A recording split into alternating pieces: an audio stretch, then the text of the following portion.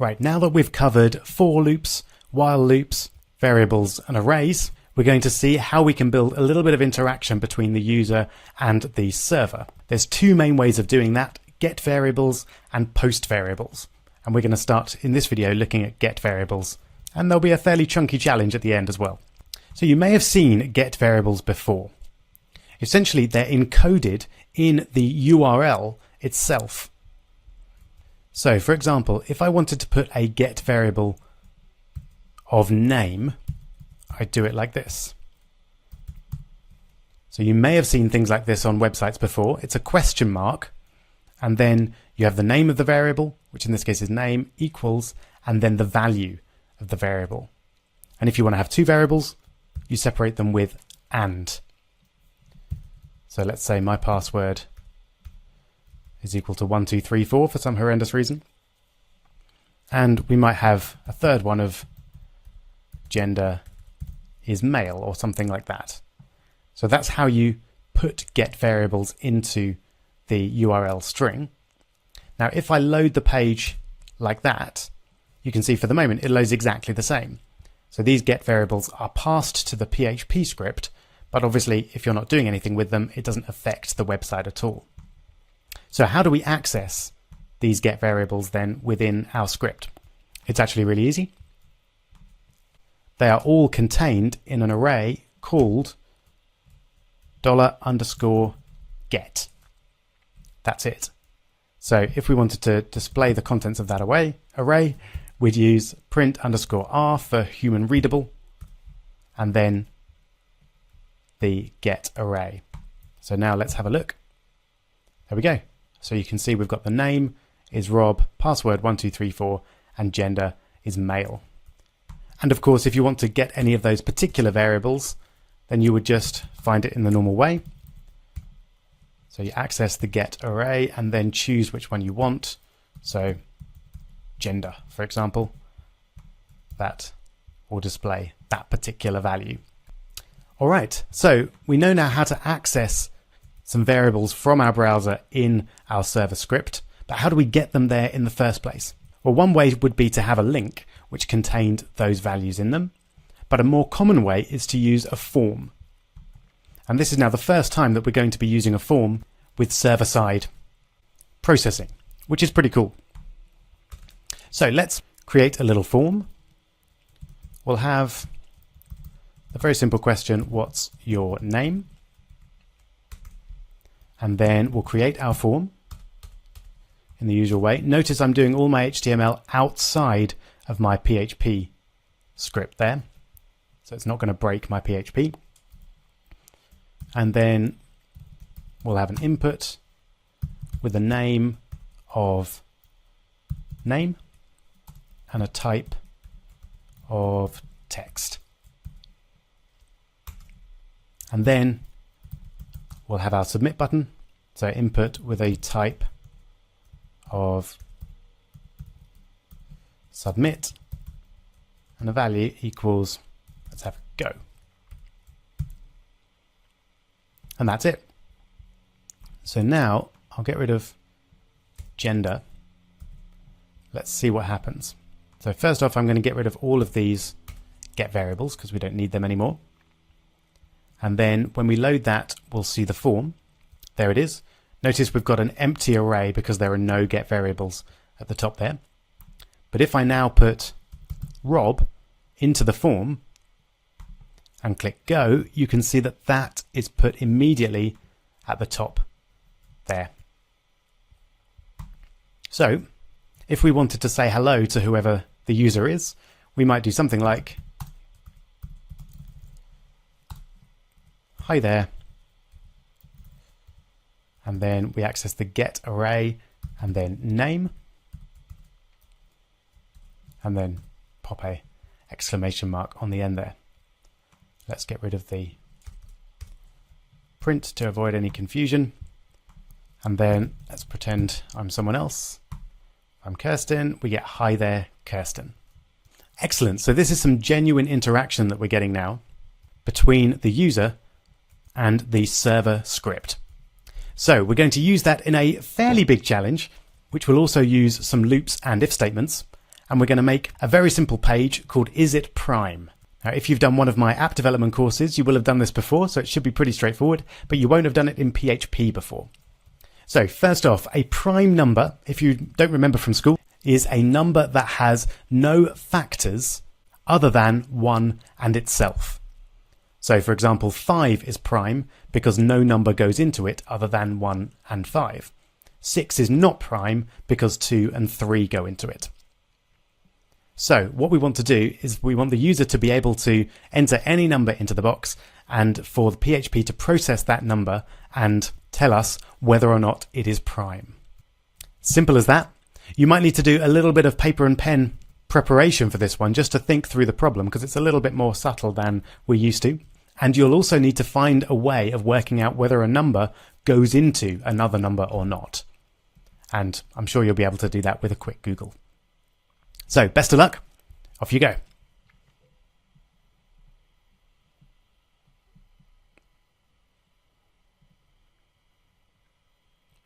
All right. Hope you managed it. Let's give it a shot. So let's change our paragraph to say, please enter a whole number. And then we'll change the name of our input to number, and then we'll leave the submit as it is. And just to check that everything's connected up right, let's display the get array. There we go. So at the moment its name is Kirsten because that's what was there before, but if I put in 5, we should get number is 5. Excellent. So now the tricky bit. Let's have an if statement at the start, which checks to see if we've got an array there at all. And there's a nice easy way to do that. We can just look at the value of $_get, and if it has any contents, then it will run this. If not, then it won't. And what we need then is a loop which goes from 2 up to our number to test whether or not each of those numbers goes into our number. And if we don't get any, then it must be prime. If we do get some, then it's not prime. So I'm going to use a while loop because I generally prefer while loops. You could do it just as well with a for loop. So let's start with I is equal to 2. Notice I don't start at 1 because 1 goes into every number. So that would be silly. So I'm starting with 2. And then let's set up our loop. So we'll keep going as long as I is less than our number, which we get from our get array, like that. Remember, we don't want to keep going until it actually equals our number, because if I equals the number, it will definitely divide into it, because 3 divides into 3, or 5 divides into 5. So that doesn't count. We need to go up to, but not including our number. There we go. And then don't forget the increment command. All right. Now at this point, we need to check whether I divides into our number or not. And that's the thing we don't know how to do. So let's do a Google. Start with PHP and then check if number divides another number. Something like that. Checking if a number is divisible by 6. That's quite specific, but it should give us the answer that we need. And there we go. Aha, so there's a thing called the modulus operator, which gives the remainder of the division. So if we use number %6, then if it goes exactly, it will equal 0.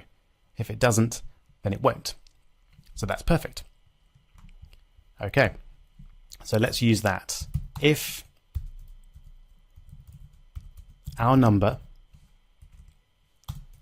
%i is equal to 0, so remember that means if the remainder when our number is divided by I is equal to 0, so if that is true,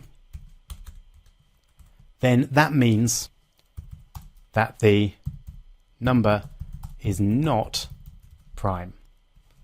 And notice the double slash there. It's exactly the same as JavaScript. That's our way of leaving a comment in our code. So it's not prime because the remainder, when we divide it by I, is 0. So it must go exactly.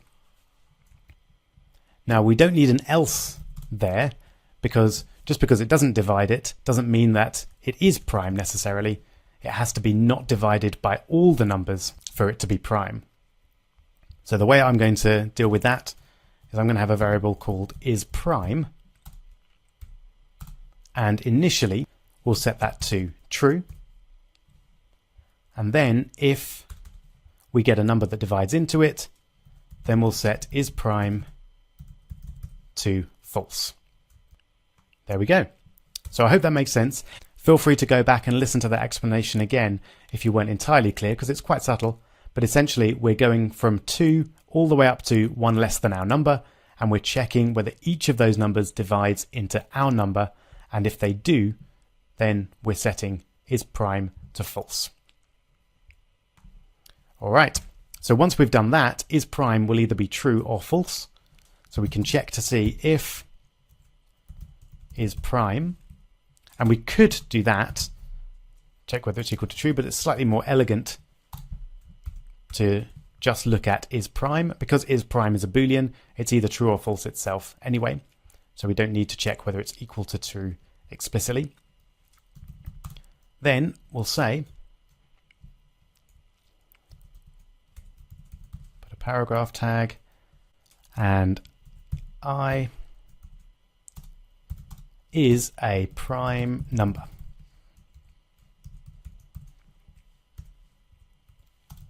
And if it's not,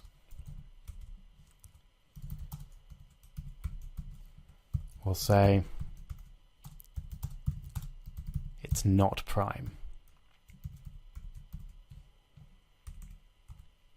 Prime numbers, by the way, are very important in computing, and particularly in the web and in payment systems. And believe it or not, our whole payment system is built on the fact that finding big prime numbers is hard. So if you found a solution that predicts prime numbers, you would be very rich indeed, and you would be able to break all online security. Fortunately, no one's done that yet. Okay, so let's have a look. I'm going to put in 6. Let's see what it says. 6 is not prime. That's promising. 9. 9 is not prime. Excellent. What about 7? 7 is a prime number. Hurrah! So it looks like it's working correctly. Brilliant. Now what if I'm a bit cheeky and I put in 1 like that? Aha, interesting. So we've got a bit of a bug there. If we don't put in a nice positive integer, then we get this strange effect that 2 is a prime number. So why is it doing that? Well, remember we're initially setting I equal to 2, and then we're keeping going as long as I is less than the number. But if we check that I is less than, and then a string ONE, then that's never going to be true. So it doesn't do this at all, and it just avoids this loop completely, and I is 2 down here, and isPrime is true. So we end up with 2 is a prime number, which may be true, but it's not quite what the user was asking. So let's do a check to see first off that the user enters a number. And that's something that we don't know how to do. So let's check PHP, check if string is numeric. Here we go. Find out whether a number or a variable is a number or numeric. And for once we're not on Stack Overflow actually, although this site's fairly slow to load, so I might see if Stack Overflow is faster. This is php.net, which is a really handy site. We'll come back to it, and it shows you the kind of official definitions of each function within PHP. But it's a little bit slower than Stack Overflow today. So we've got ctype underscore digit. It's a little bit of a vague answer, that one. This one looks closer to what we want. So if is underscore numeric value, and we're actually checking to see whether it's positive, and we're even on this answer checking to see if it's a whole number. And we're doing that by checking whether the value is equal to the value when it's rounded to 0 decimal places. So actually, that's a lot more than I wanted to check. But it will certainly suffice for us. So let's pop that in there. So we want to replace value with get number. So we're checking first off if number is numeric. Then we're checking that number is positive. And then we're checking if the number is a whole number. Okay. So those should be more or less all the checks that we need. Just back to php.net now that it's loaded. This is a really handy site.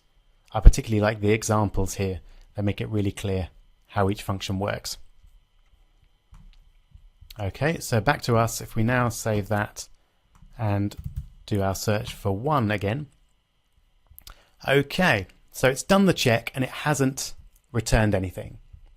So that's good. We've not got a mistake here, although I realise I've misspelled number there. But it will be good to give an error message. So as a final little addition or tweak to make our code a little bit nicer, I'm going to add an else. And within my else, I'm going to check to see if they've submitted anything.